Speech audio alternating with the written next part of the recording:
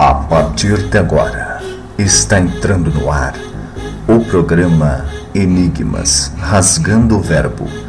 Apresentação: Cris de Pascoal e Kátia de Gaia.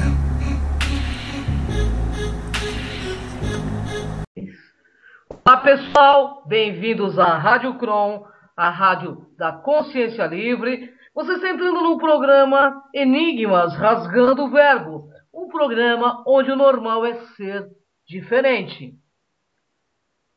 O normal é ser paranormal. Como vai você, Cris? Tudo bem? Tudo bem, Kátia Gaia? Vamos começar agradecendo os nossos patrocinadores. Harishiva, Casa Shiva, Rendes em São Caetano do Sul. Lucilene Esteticista, em São Caetano do Sul, na Color Hands. Leila Ribeiro Hair, em Santo André. Denis, web designer, nosso desenvolvedor do site www.programaenigmas.com.br. Tony Gandra, gratidão, Tony Gandra.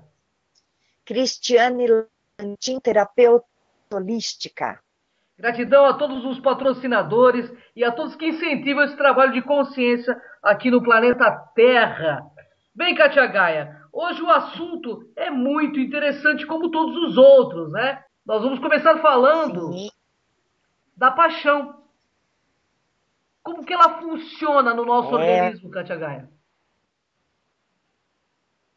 Sim, sem dúvida aí um enigma muito interessante.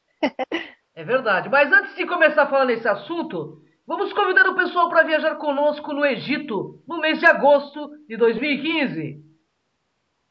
Exatamente. Nós estamos convidando você para ir conosco e também com a Skyway, que é a agência que está aí no viagem do Egito Clássico, com um traslado que existe também, o cruzeiro pelo Nilo. Também iremos a Roma, na Itália, faremos um city tour do Vaticano e Roma. No dia 17 de agosto, voltamos no dia 29. É um pacote maravilhoso, bem, imperdível. E o roteiro está lá no nosso site, né, Cris? É verdade. Então, nós convidamos você para fazer conosco essa viagem de autoconhecimento, de cultura e de muita espiritualidade, de uma reconexão cósmica na realidade. E anota o nosso telefone aí, já vai fazendo as reservas. 3482-6381. Bem, Kátia Gaia, eu convido você então a discutir um pouco comigo. A paixão é um curto-circuito cerebral, pessoal. E hoje, nesse programa Rasgando o Verbo, nós iremos buscar entender os enigmas da paixão, daquela coisa que nos alucina, nos corrói, por causa de uma outra pessoa. Você já deve ter ouvido falar que os efeitos da paixão são semelhantes aos que a droga provocam no nosso organismo. Bem, não é à toa. Quando estamos apaixonados, uma explosão de neurotransmissores invade a nossa corrente sanguínea, fazendo com que os amantes tenham sensações muito parecidas com as que teriam se experimentasse substâncias ilícitas. E mais do que isso, Kátia, os especialistas já comprovaram que em algumas fases do amor podemos trazer sensações muito melhores. Então, neste programa, desvendaremos tudo o que acontece com o cérebro dos apaixonados e conferiremos as vantagens de ter um amor sempre por perto. Vamos entender que o início da paixão, como que é isso? Sabe quando você sente aquele friozinho na barriga e depois que você encontra aquela pessoa especial? Bem, é nessa hora que a dopamina entra em ação. Esse neurotransmissor é o responsável por trazer e fazer o teu coração bater mais forte, aumentar a vontade de estar sempre por perto desta pessoa amada. O chamado fator de crescimento neural, ele é também chamado de fator de crescimento neural, né? E também inclui e contribui para essa euforia inicial e aumenta a dependência emocional. Ainda nesse estágio, os níveis de serotonina caem o que aumenta, sabe o quê? O desejo sexual. Vamos buscar entender esta coisa chamada paixão, que excita a sexualidade. Todo o romantismo da relação é basicamente controlado pelo sistema límbico, que é o centro emocional do cérebro. Por outro lado, o desejo sexual é controlado pelo sistema endócrino, que regula a produção dos hormônios. Isso significa que enquanto parte do hipotálamo prepara o corpo para o sexo, os hormônios esteroidais aumentam o desejo. Ao contrário do que muitos pensam, né? O impulso sexual vai além dos instintos e exige muito mais do cérebro do que podemos imaginar. E com o passar do tempo, a tendência é que os apaixonados se tornem menos obcecados um pelo outro. Conforme os laços começam a se estreitar, o núcleo da rafé, uma estrutura cerebral, passa a produzir mais serotonina, enquanto que em um período de cerca de 1 ano, o fator de crescimento neural tende a voltar ao normal. Pode parecer menos excitante, né? Mas o aumento da serotonina ajuda a desenvolver uma ligação menos dependente e mais confiante, né? Que prepara os casais para relacionamentos duráveis. E muitos anos depois, e quanto mais o relacionamento dura, menos dopamina é liberada no organismo. Mas isso não significa que o vínculo entre as pessoas está se perdendo. Na verdade, uma molécula chamada fator de liberação de corticotrofina ajuda a manter os casais unidos. Isso porque ela é liberada sempre que os apaixonados estão separados, causando uma sensação desconfortável que faz com que as pessoas sintam falta uma da outra. E outro hormônio importante nessa fase é a vasopressina, que tem seus níveis elevados no organismo masculino. Essa substância, pessoal, está ligada ao comportamento territorial, o que pode ser a explicação para que homens em relacionamentos saudáveis sejam leais e protetores com suas parceiras, além de serem um pouco mais fiéis, já que em relacionamentos emocionalmente instáveis, eles tendem a ser possessivos. Pesquisas recentes explicam o que ocorre no corpo dos apaixonados. Hormônios liberados pelo cérebro são os responsáveis por sensações que invadem seus corpos. E há mais de 400 anos, né, inspirado na paixão que emanava pelas ruas da capital britânica, Shakespeare anunciava: o amor é dos suspiros a fumaça, puro é fogo que os olhos ameaça. E alguns séculos depois, Pablo Neruda, na fria capital chilena, lamentava: é tão curto o amor, tão longo o esquecimento. Já Fernando Pessoa, angustiado com a pulsante Lisboa do século XX, conforma-se. Amo como amo o amor. Não conheço nenhuma outra razão para amar senão amar. E pelos contornos do calçadão de Ipanema, Carlos Drummond de Andrade emocionava-se. Que pode uma criatura senão entre criaturas amar? Poetas, escritores, pintores, cineastas, de um jeito ou de outro, eles viveram tentando entender o que é, afinal, o amor. Ainda que tenham sido bem-sucedidos em interpretar o fenômeno, falharam em explicá-lo. Função esta que acabou nas mãos da ciência. Após longas décadas de estudos, os pesquisadores ainda não têm todas as respostas, mas garantem, não é o coração o principal órgão neste processo. Quando o publicitário Maurício Correia, 26 anos, viu pela primeira vez a estudante Fraciele King, de 20 anos, sentiu um misto de alegria e desejo. Estavam em uma festa com muita gente, mas para ele, naquele momento, era como se ninguém mais estivesse lá. Franciele conta que quando o primeiro encontro ocorreu, a ansiedade tomou seus corpos. Foi quase uma sensação de pânico. Muito difícil de explicar, relembra. Eles ainda não sabiam, mas já viviam os primeiros sintomas da paixão, algo que faz parte da natureza humana, tanto quanto o medo ou a fome. E para muitos estudiosos, olha, a atração entre duas pessoas nada mais é que uma estratégia evolutiva para propagar a espécie. Mas ao abordarmos o homossexualismo como parcerias estáveis, vemos que isso também não é bem verdade. Fato é, o responsável pelo turbilhão de sensações que percorreram os corpos apaixonados e de todos aqueles que encontraram a pessoa amada é o cérebro, órgão que regula diversas substâncias, como hormônios e neurotransmissores, que são liberados na circulação quando se está apaixonado. E sabe, Katia Gaia, conforme o médico André Palmini, que é chefe do serviço de neurologia do Hospital da PUC do Rio Grande do Sul, a região cerebral, que é ativada quando vivemos um amor intenso, faz parte de um sistema muito primitivo, montado para agir em tudo que é fundamental na sobrevivência e também na perpetuação da espécie. Entra em ação quando necessitamos satisfazer instintos básicos, como copular e proteger os filhotes. O sistema cerebral de recompensa é ativado, por exemplo, quando precisamos comer. A perspectiva de colocar na boca um alimento do qual necessitamos faz com que esse sistema estimule a produção do hormônio dopamina, que provoca a sensação de satisfação. Por isso, cada vez que vemos a pessoa amada ou tocamos nela, a mesma região cerebral é ativada. Mas será mesmo que os opostos se atraem? E em determinada festa, duas pessoas se conheceram, mas haveriam outras pessoas, meninas arrumadas e atraentes, meninos fortes, bonitos e bem vestidos. Mas a pessoa só tinha olhos para aquela outra pessoa, e essa olhos só para ele.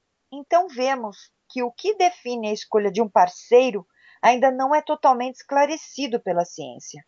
Mas estudos recentes já apontam fatores que podem ajudar a desvendar esse mistério. Um deles, sabe, Kátia Gaia, é que preferimos pessoas cujo sistema imunológico seja complementar ao nosso, para podermos gerar descendentes mais variados geneticamente, ou seja, com maior capacidade de resistir às doenças. Defende Renato Flores, professor do Departamento de Genética da Universidade Federal do Rio Grande do Sul. Bem, e é isto mesmo, que não temos e não sabemos dar conta, e sentimos logo de cara.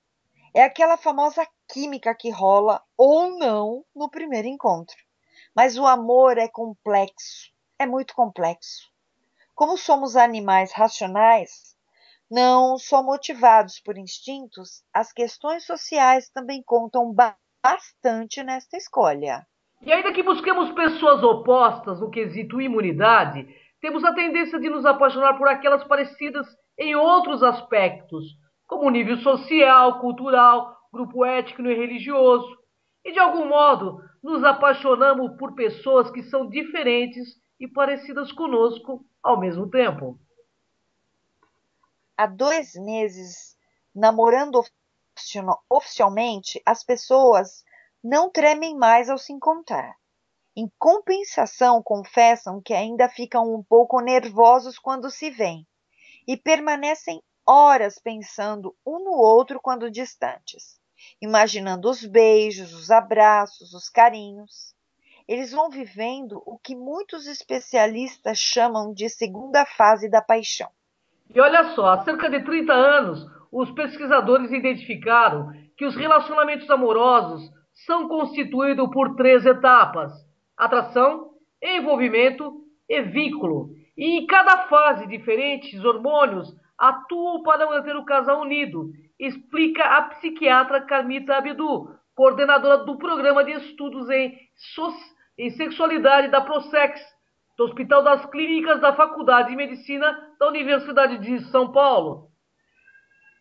No envolvimento, a dopamina, responsável pela motivação, satisfação e aceleração do coração, e a norepinefrina, que pode gerar alegria, energias excessivas, falta de sono e apetite, são os principais hormônios atuantes.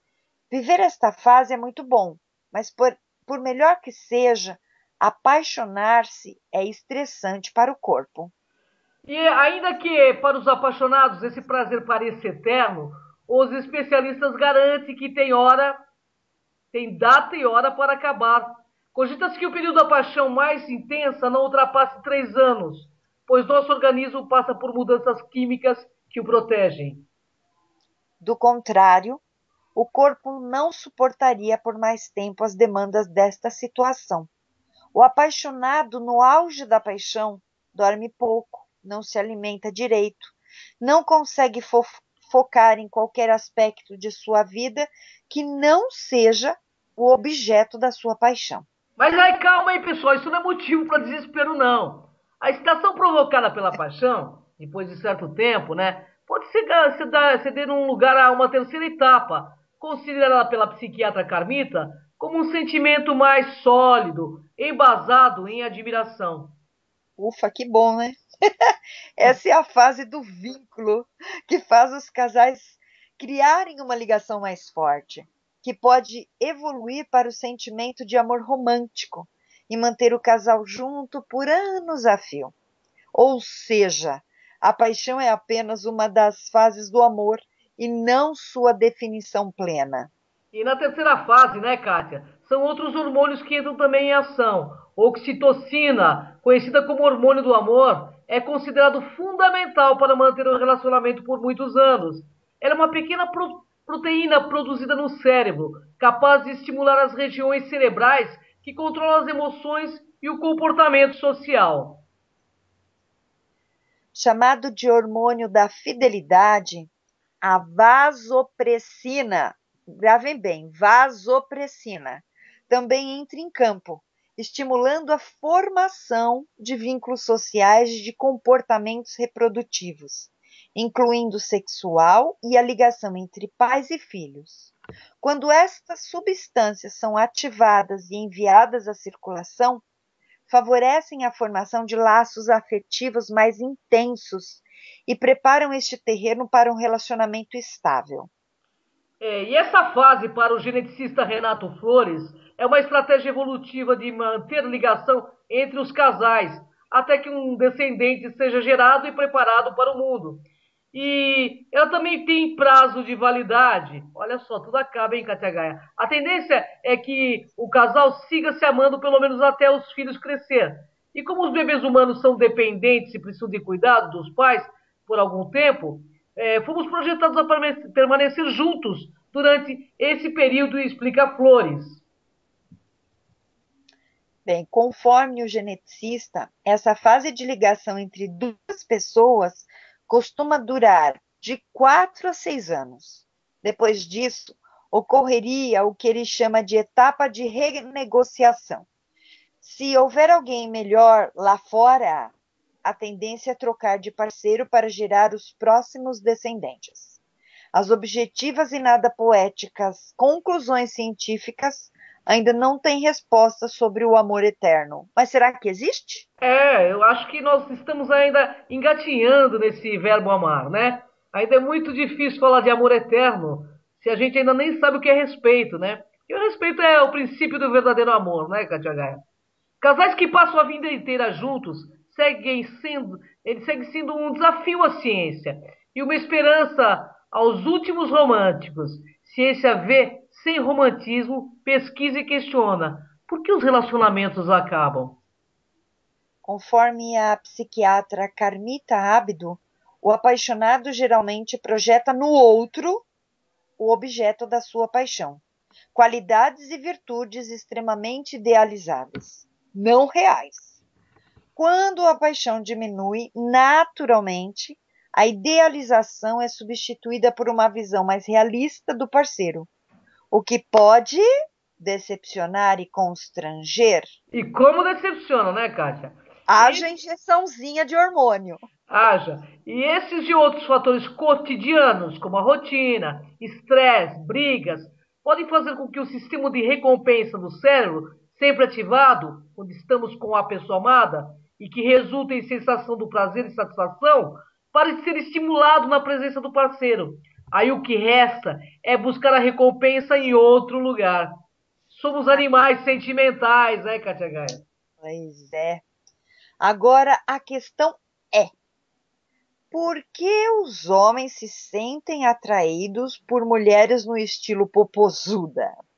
Bem, a biologia evolutiva afirma: eles valorizam seios fartos e quadris grandes, como indicadores de maior capacidade da mulher amamentar, gestar e dar à luz. E por que as mulheres gostam de homens fortes e bem-sucedidos?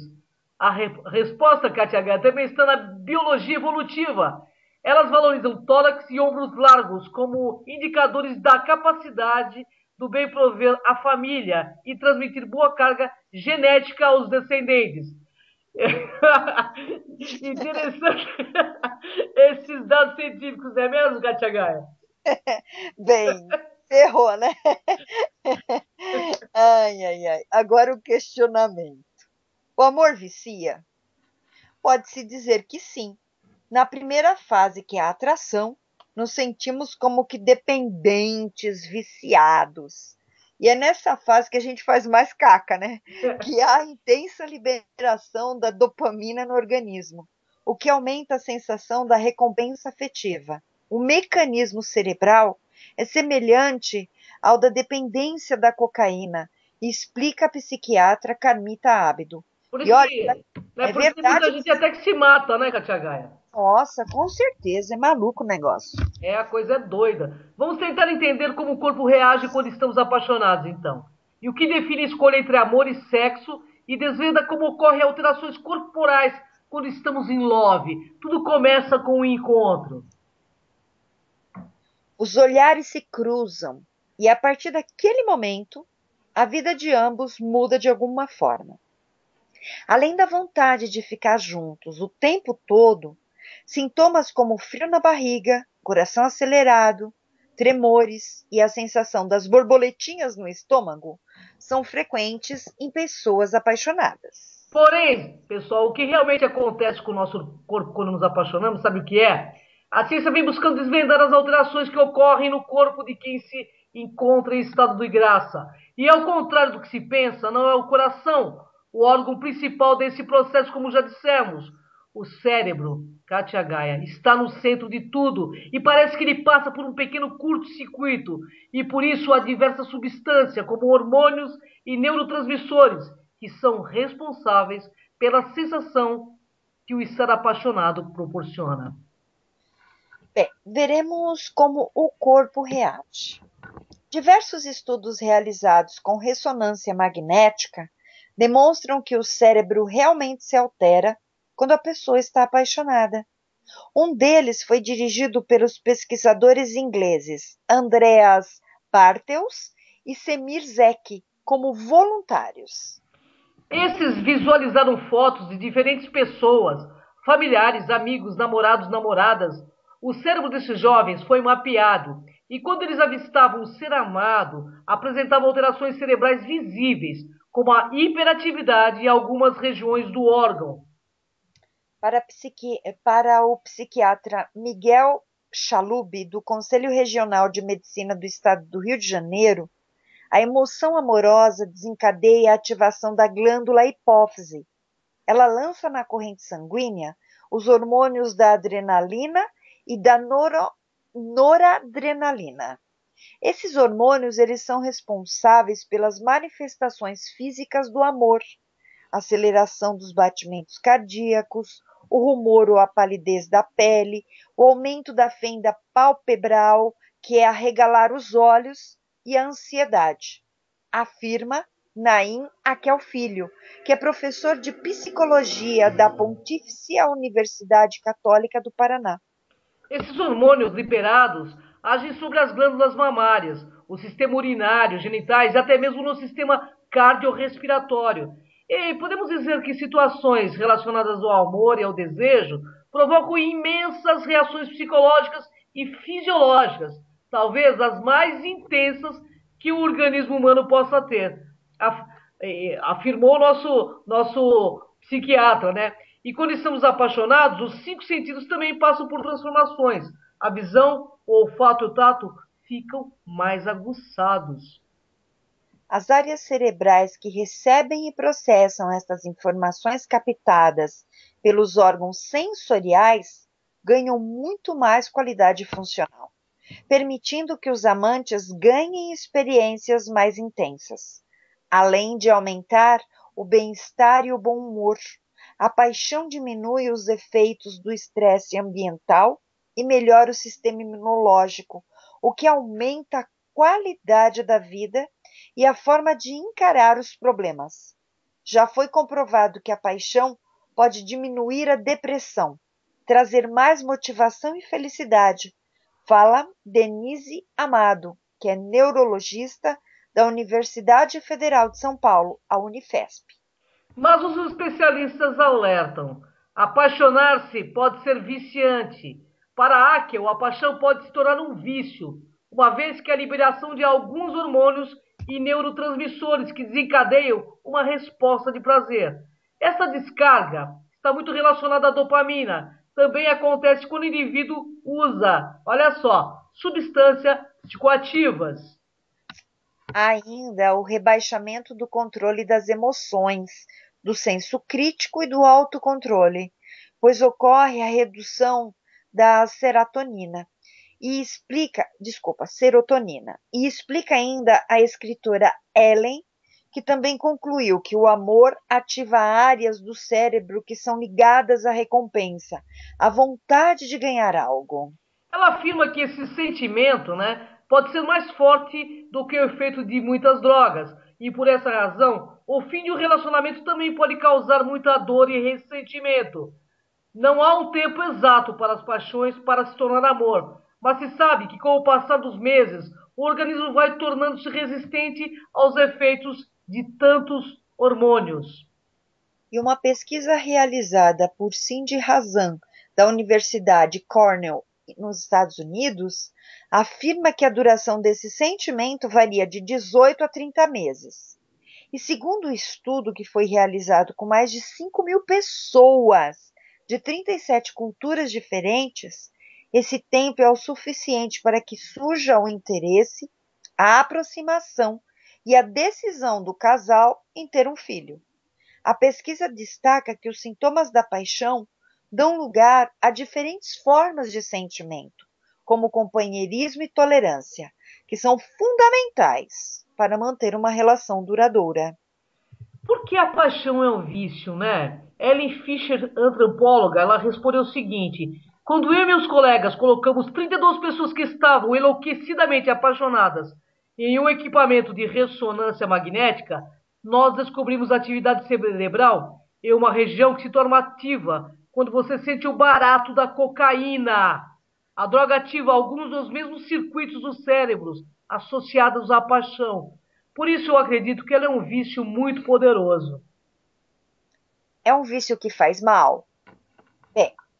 A pesquisadora Ellen afirma: se não for uma relação saudável ou se alguém for rejeitado, sim.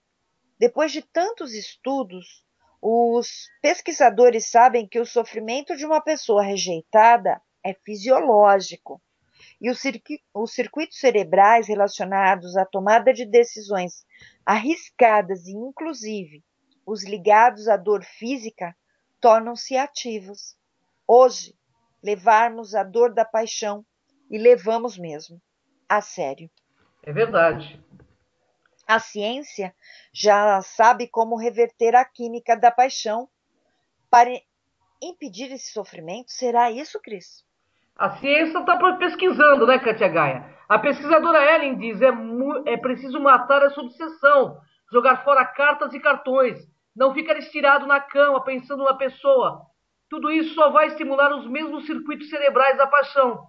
Faça coisas novas e excitantes com pessoas diferentes para elevar de outra maneira o nível de dopamina, uma substância que é estimulada pela paixão. Ria, porque o riso estimula as terminações nervosas de sua face. Isso também estimula o sistema dopaminérgico, mas a paixão não é só dor. Ela também pode fazer muito bem, entendeu? Como? E a pesquisadora responde: ela aumenta os níveis de dopamina, que é um estimulante natural. Por isso, as pessoas se tornam mais entusiasmadas e otimistas. Também fazem mais sexo, óbvio, né? o que é bom para músculos, pele, fôlego, mas esse estágio inicial não foi feito para durar para sempre. A função dele é focarmos energia na conquista de um companheiro. É possível prolongar a paixão? A pesquisadora Ellen diz, uma estratégia é fazer coisas novas juntos, tirar férias, viajar para lugares desconhecidos, fazer sexo em locais diferentes. A novidade estimula o sistema da dopamina no cérebro e ajuda a manter o relacionamento e o romance excitante. Mas a melhor maneira para que a paixão dure por muito tempo é escolher a pessoa certa, né? Isso é o mais difícil. Mas afinal, a doutora Ellen, vamos fazer uma perguntinha para ela, né? Como acertar na escolha? Opa, É, essa pergunta é boa. Ela diz: o parceiro precisa se encaixar no perfil que idealizamos. São pessoas com um tipo de beleza parecido com o nosso, com valores semelhantes aos nossos e com o mesmo nível socioeconômico. Também precisa haver certo mistério. Não podemos saber tudo sobre a pessoa, porque este mistério impulsiona a ação da dopamina. Mas eu acredito que nós nos apaixonamos principalmente por pessoas geneticamente compatíveis. olha, Kátia, eu particularmente, eu acho que a gente se apaixona por pessoas com o mesmo nível de frequência da gente, entendeu? Agora, por que tudo isso? A pesquisadora afirma que cada tipo de personalidade está ligado a uma maior atividade de determinado sistema biológico. E parece que somos atraídos por parceiros com uma personalidade diversa à nossa, ou seja, geneticamente diferentes. Essa combinação estimula a química da paixão. Ela estimula a química da paixão no cérebro e faz com que ela continue em ação por anos e anos. Mas quais são esses tipos de personalidade genética? A pesquisadora diz: eu divido em 4 categorias. Os exploradores têm mais atividade no sistema de dopamina, um neurotransmissor estimulante. Os construtores no sistema de serotonina, que é calmante. Os negociadores, que apresentam maior atividade no sistema de estrogênio, um hormônio ligado a uma postura controladora. E os diretores, que têm maior atividade no sistema de testosterona, que é o hormônio associado a comportamentos mais agressivos. Mas, Katia Gaia, como identificar qual é o nosso tipo genético e de possível parceria, né? Os exploradores são pessoas curiosas, criativas, espontâneas e irreverentes, que gostam de correr riscos e procuram novidades. Os construtores, eles são calmos, sociáveis, populares, tradicionais, cautelosos, mas não medrosos. Já os negociadores são muito bons em se expressar verbalmente, têm grande habilidade para lidar com as pessoas, são muito empáticos, tendem a ser bons para fazer planejamento de longo prazo. Já os dominadores são bons para lidar com sistemas com regras, tendem a ser lógicos, mas não há uma combinação ideal entre esses tipos de personalidade. Cada um terá suas vantagens e seus problemas também. A revista Época questiona a pesquisadora. Seus estudos ensinaram a senhora a controlar a paixão? Ah, essa pergunta é boa, hein? E ela diz: eu me casei com 23 anos e me separei poucos meses depois. Tive 4 relacionamentos muito longos e muito satisfatórios. Eu sei um bocado de coisas sobre a paixão, mas sou como qualquer outro tolo quando está apaixonada. Pois é, né? Vamos brigar com o cérebro da gente, isso que eu gostaria de saber, né? Então, pessoal, nesses casos, devemos então aumentar nosso nível de luz interna, de lucidez, e ativar frequências mais elevadas a nível consciencial, para atrair para as nossas vidas pessoas mais empáticas, honestas, com frequências mais parecidas com o nosso modus operandi, entendeu? E nas questões de não correspondência, tente usar a lucidez para não guerrear muito com seus hormônios e entender que, de certa forma, devemos olhar para determinadas situações feitos felinos, aqueles que não se agarram a nada e nem a ninguém, pois se os soltarem, eles caem, mas caem em pé. É isso aí. E lembrando sempre aos nossos ouvintes que cabeça é algo sagrado, portanto, respeite os sentimentos alheios sempre, para que sejas também respeitado. Afinal, Katia Gaia, a lei de ação e reação é implacável. Portanto, ame enquanto pode, esqueça quando deve e só lute, pessoal. Só lute por quem vale a pena. Nesse programa nós falamos da ciência, né? E eu vou fazer um próximo programa junto com o Kátia Gaia falando da espiritualidade. Porque alguma coisa faz com que as pessoas se sintam atraídas umas pelas outras. E tem o fator espiritual que não dá pra gente colocar tudo nesse programa, não é mesmo, Kátia Gaia? Com certeza. E nós precisamos entender que a paixão de fato é uma droga, é um barato, mas é um barato que a gente não tem como controlar. Mas nós precisamos, sim, administrar nossas frequências, porque atraímos tudo aquilo que emanamos. Então, cuidado com o que você emana, porque você vai atrair de fato aquilo que é seu compatível. Com certeza. Porque semelhante neste universo holográfico vai atrair semelhantes. Então, vamos parar e pensar, sempre refletindo muito. Não fazer ao outro realmente o que nós não gostaríamos que fizesse para nós, né? Essa é uma. A lei do respeito sendo entendida, com certeza todo mundo vai se beneficiar mais nesse campo emocional. Sem dúvida alguma, e vocês terão a capacidade de se apaixonar, de amar, de respeitar, e se não der certo, passar para outro ciclo real de paixão, mas sempre saindo bem e deixando o outro bem.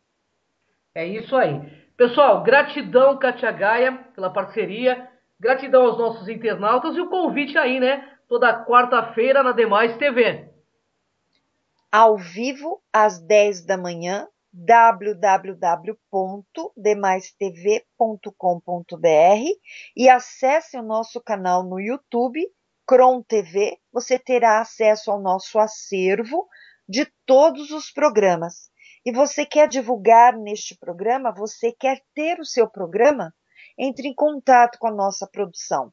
Você também pode participar ou pode divulgar os seus produtos, seu trabalho no nosso programa na Demais TV e em nosso site 11 3482 6381 www.programenigmas.com.br. Até o próximo Rasgando o Verbo. Até o próximo.